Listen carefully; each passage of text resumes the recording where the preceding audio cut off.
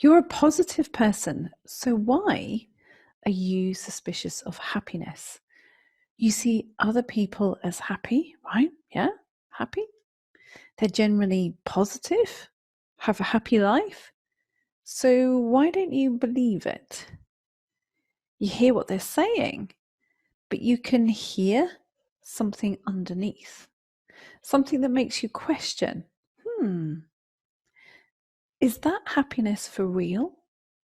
Something doesn't feel quite right. Then you find out later, yep, you were right.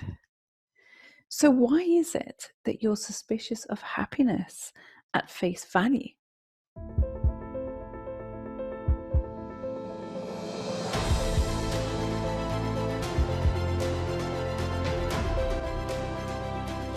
In this episode, we are resolving, will it last?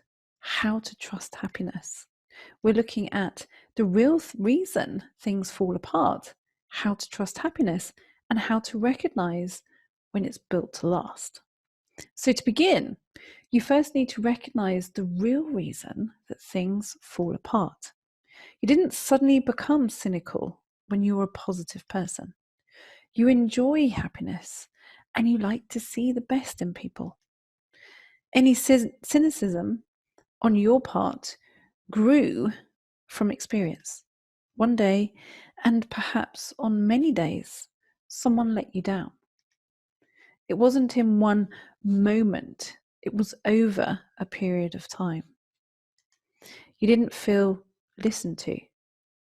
You had to deal with others' moods. You couldn't do enough. Open, honest communication never really happened. You felt you were too sensitive and emotional. You felt guilty, stupid even, for feeling connection should be part of happiness. Things fall apart for all of these reasons. And all these reasons are linked to one thing: the feeling of emotional abandonment, which becomes codependency. Codependency, amongst other things, is an excessive reliance on other people for approval and a sense of identity. Okay, as a sense of identity, who am I? Well, I don't know who I am. So I let other people give me my sense of identity. If you look back through your life, you'll spot a pattern where your happiness has been linked to what others think of you instead of what you think of you. Okay? You've been happy when people like me, people do this, people don't. Oh, I've upset them. I don't know how I've upset them. You haven't upset them. Okay? But that's how you perceive yourself. And you've done it on that basis of what other people think of you instead of what you think of you. So how can you trust happiness? When you shift from happiness linked to what other people think of you to what you think of you, you're able to trust happiness. Why? Because it's then no longer reliant on someone else or something else elevated in your mind to a position of authority. Okay? When you elevate something or someone in your mind to a position of authority, you stick them up on that whacking great pedestal. And then that's how you see yourself. Am I worthy of this thing or this person? Because I feel lowly in comparison. Think about it. The times you give other people sole permission to determine your happiness, how that's operated in your life, how you've seen that. Okay, so just think about that for a moment. So why would you do this to yourself? You do it because imagine, okay, that there are characters in your inner world that talk to you. Okay, just imagine that. These characters in your inner world that talk to you. These characters are part of you. And imagine those characters each as a person. And those people live in your unconscious. Okay, so your unconscious is what you can't see right before your eyes and presented in your external world. And they are created, both of these people going, those characters are created by mass beliefs. And those beliefs, those mass beliefs and beliefs pass through the generations as well. And as well as those ones that are created through your own life. So there's mass beliefs that go on, these characters are there. And then those beliefs pass through the generations. So what your family believe, what they've believed for generations. And then those characters also based on the ones of your own life. Okay? And imagine you've got all these little people in your head. These characters fight all day for your attention. It's like having a head full of small children, all wanting your attention at once.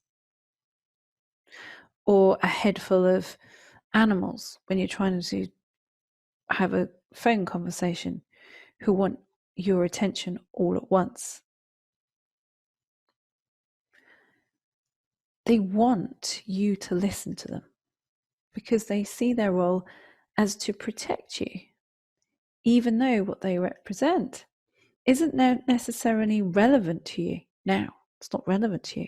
Things that were relevant to generations past, probably highly relevant in terms of their survival mechanisms, but to you now, not really. But those little characters still bounce around. Okay? They do it because that's the way it's always been done. Yeah, so why? Habit? Well, why? Because it's just the way it's always been done. So, for example, you wouldn't know about codependence if it's always been a thing. Okay? If it's always occupied your life through the generations, been a habitual thing going on in relationships through your parents, their parents, habitual kind of scenario for a long time, you wouldn't even know that it's called codependence if it's always been there, because you wouldn't know any different. The different is you can feel something wants to be different.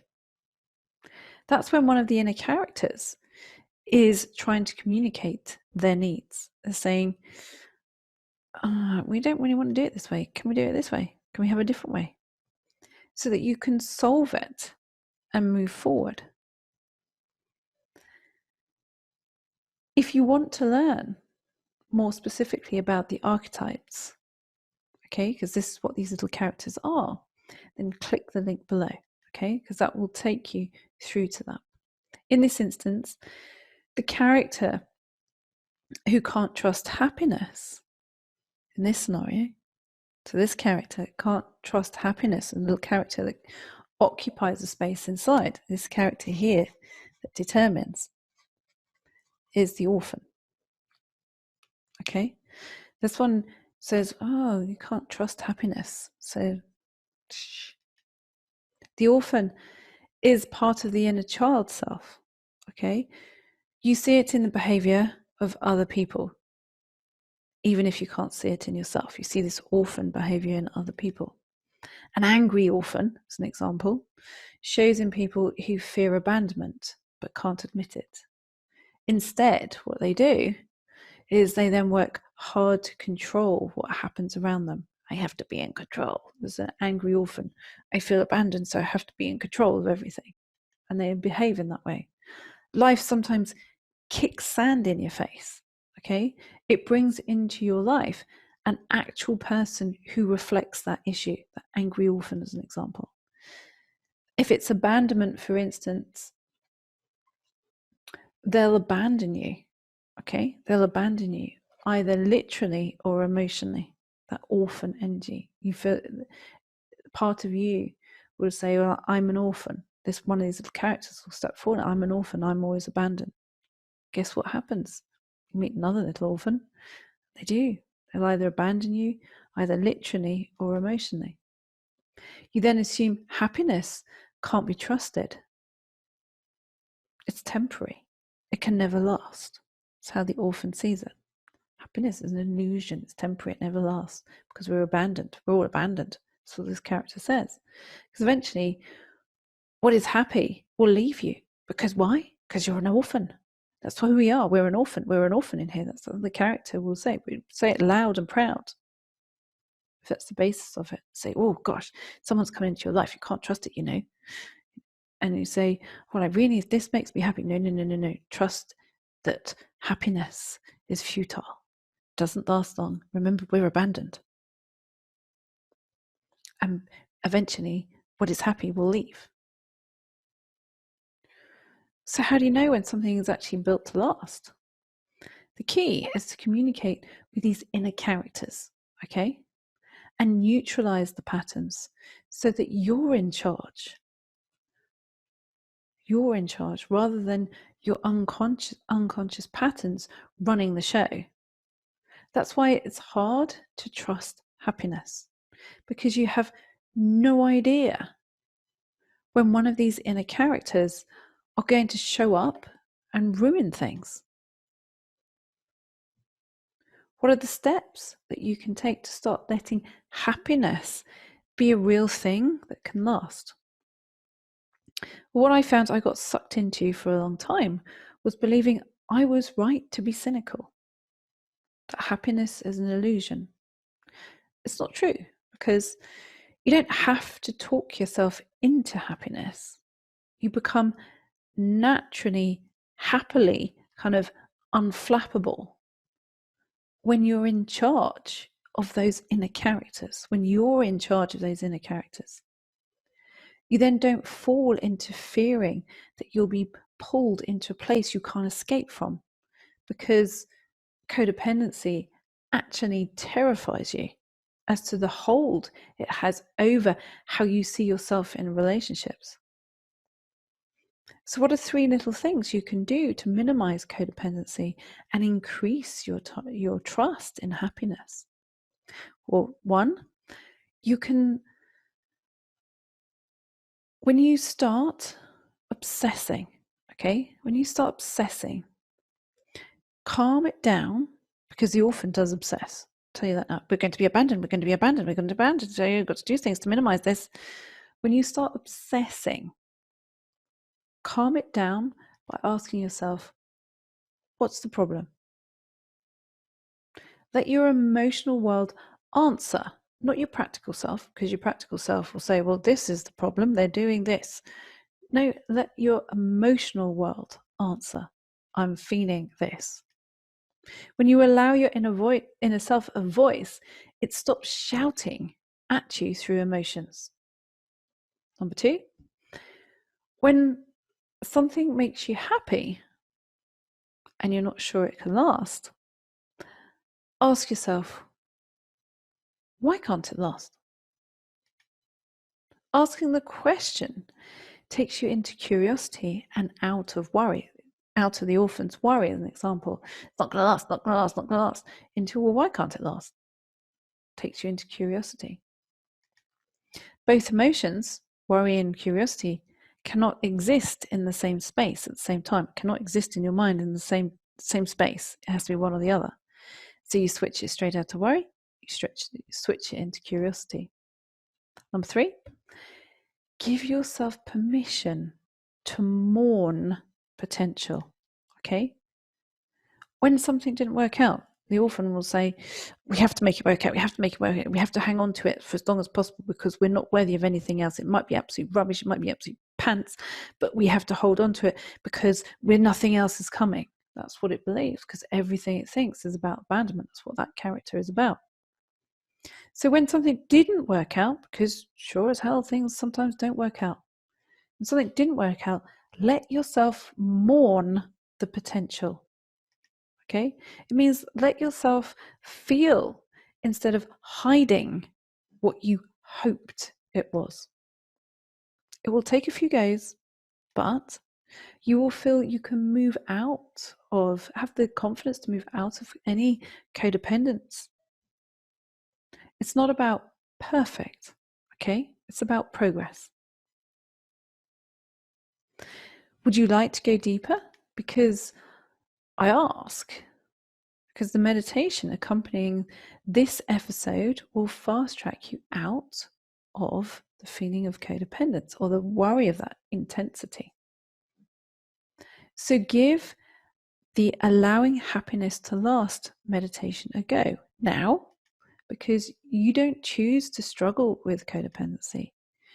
You make illogical decisions based on unwanted unconscious beliefs, which have been stored in the body for many years.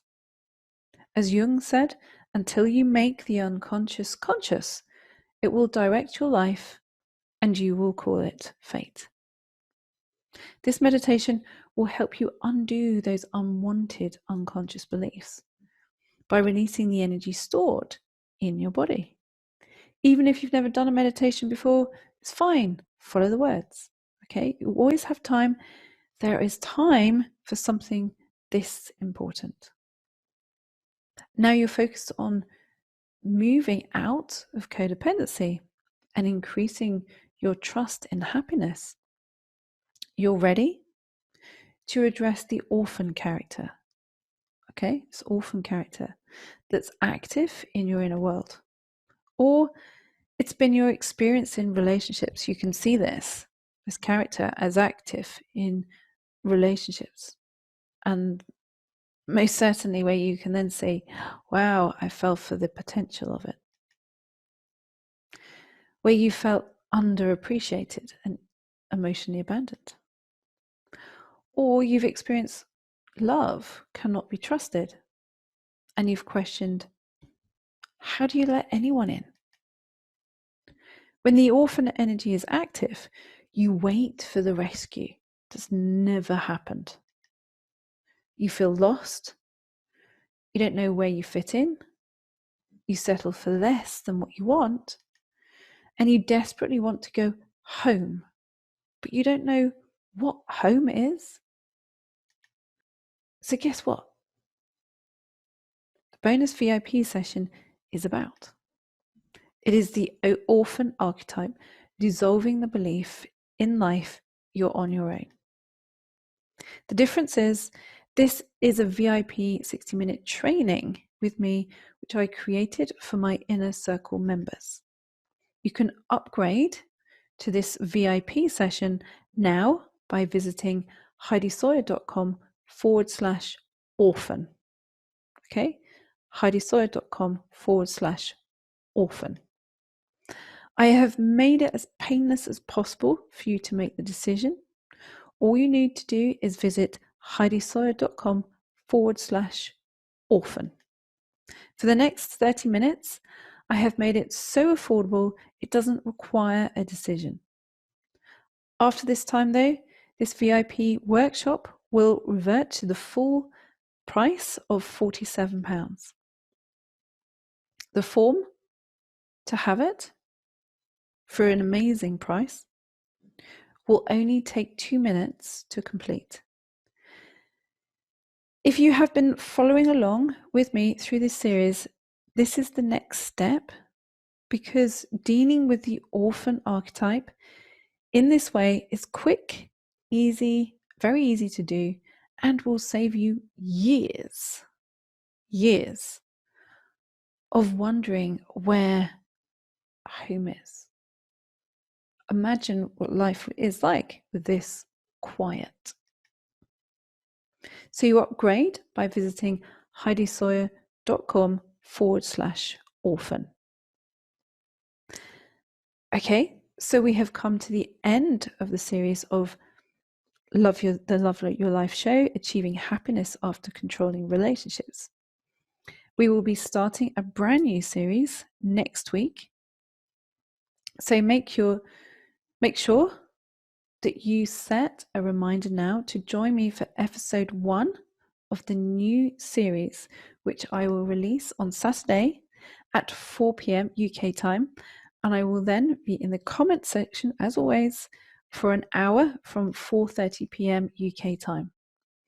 In the meantime, share this episode if you know someone who struggles with codependency, because they may well find this really helpful, or they've been through lots of situations, or they worry about being left, or they've been in relationships or scenarios where the other person has clearly got a very active orphan character, and they've thought, what the hell happened? What did I do? Share this content with someone who will find that helpful. Okay? And remember to listen to the free meditation that goes with this session, allowing happiness to last. Okay? Remember to do that meditation. It's a free meditation. If you don't already have access, you can download a copy for free from HeidiSawyer.com/7, as in the number 7, not the word 7. HeidiSawyer.com/7. We believe your capacity for empathy gives you a unique perspective. The way we help you access your uniqueness is through developing your intuition, your inner world. When you allow yourself this part of you, life is easy. So go now and listen to the powerful meditation, and always remember, your sensitivity is your greatest asset. Till next time, bye for now.